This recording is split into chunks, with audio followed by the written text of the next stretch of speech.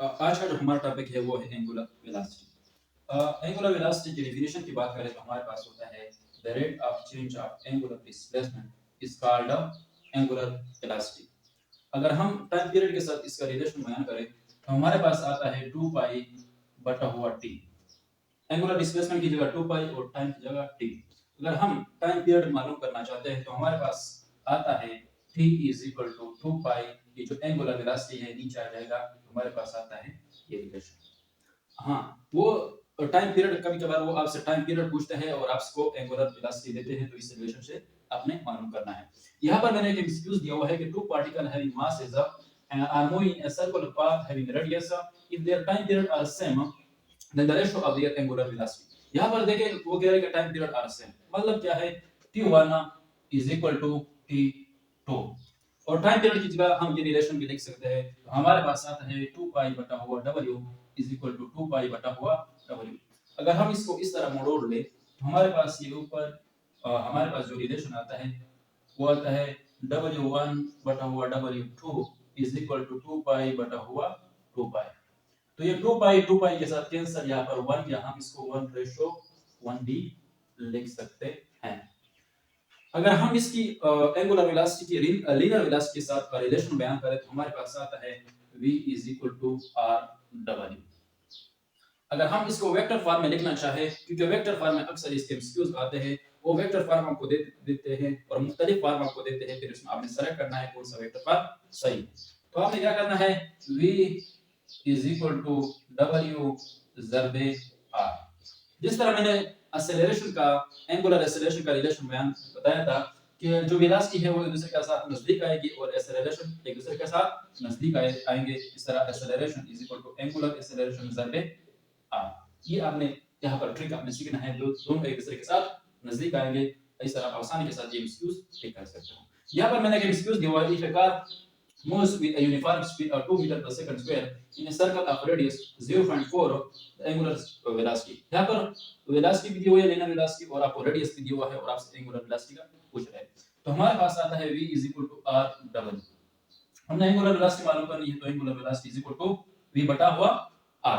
यहाँ पर v कितना है 2 मीटर और यहाँ पर r कितना है 0.4। ये इशारे ऊपर चला जाएगा, आपके पास आएगा 20 बटा हुआ 4 4 5 20। तो इसका जो आंसर आता है एंगुलर वेलोसिटी आपके पास 5 एंगुलर वेलोसिटी आपके पास आती है। हाँ, वो अक्सर एमसीक्यूज किसके पूछते हैं, angular speed of second hand, angular speed of minute hand, angular speed of hour hand.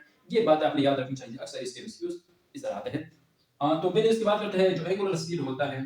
Angular speed second hand का किस तरह होता है, सेकंड हैंड का जो एंगुलर स्पीड आपके पास होता है 2 पाई बटा हुआ 60। और इस तरह मिनट हैंड का जो आपके पास होता है वो होता है 2 पाई बटा हुआ 60 मिनट, या हम इस तरह भी लिख सकते हैं 60 ज़रबे 60। या रेडियन की फॉर्म में अगर हम इस पर डिवाइड करें 2 पाई, यहाँ पर जो 3.40 के साथ ज़रब और इस पर डिवाइड करें तो हमारे पास जो रेडियन आता है 175 ज़रबे 10 की पावर माइनस 10 की पावर माइनस 3, इसका आपके पास रेडियन पर सेकंड इसका आंसर आता है।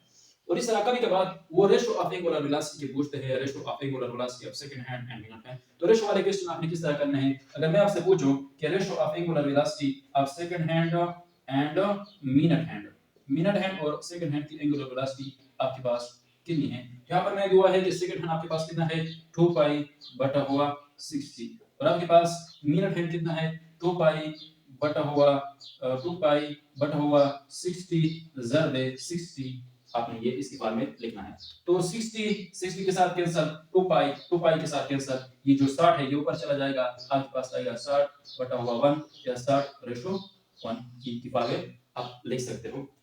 तो इस तरह मुख्तलिफ एमसीक्यूज आपके पास इसकी फॉर्म में आ सकते हैं। इसके अलावा अक्सर जो एमसीक्यूज ये भी पूछा जाता है कि जो एंगल होता है लीनियर वेलोसिटी के दरमियान और एंगुलर वेलोसिटी के दरमियान आपके पास कितना एंगल आता है, तो आपके पास 90 का एंगल आपके पास आता है। जिस तरह एक्सेलरेशन, एंगुलर एक्सेलरेशन और टांजेंशियल जो एक्सेलरेशन होता है उसके दरमियान भी आपके पास क्या होते हैं, एंगल 90 का आता है। वहां पर भी परपेंडिकुलर वो सब यूनिसेंस होते हैं, वहां पर भी आपके पास जो एंगल होता है वो आपके पास 90 डिग्री का आता है। तो ये बात आपने याद रखना चाहिए, जो एंगल होता है लीनियर वेलोसिटी के दरमियान और एंगुलर वेलोसिटी के दरमियान वो आपके पास 90 डिग्री होता है, ये बात आपने याद रखनी चाहिए। इसके अलावा अगर हम बात करें यहाँ पर एक एमसीक्यूज दिया हुआ है the minute hand of a clock is 3 metre long, the angular speed. यहाँ पर दिया हुआ है कि जो मिनट हैंड है कला का वो 3 मीटर लॉन्ग है, तो उसका एंगुलर स्पीड आपके पास कितना होगा। तो इसको आपने नहीं देखना है कितना लंबा है, कितना छोटा है, कितना बड़ा है, कितना है, तो ये आपने नहीं देखना है, क्योंकि एंगुलर स्पीड उसका सेम वही रहेगा जहां पर ये मैंने मालूम किया है कि मिनट हैंड का एंगुलर स्पीड आपके पास कितना आता है रेडियन में, और इस तरह भी आप लिख सकते हो इस बार में। तो आपने डिस्टेंस को नहीं देखना है कितना लंबा है, कितना छोटा है, कितना बड़ा है, ये आपको कंफ्यूज करने के लिए देते हैं, तो इसको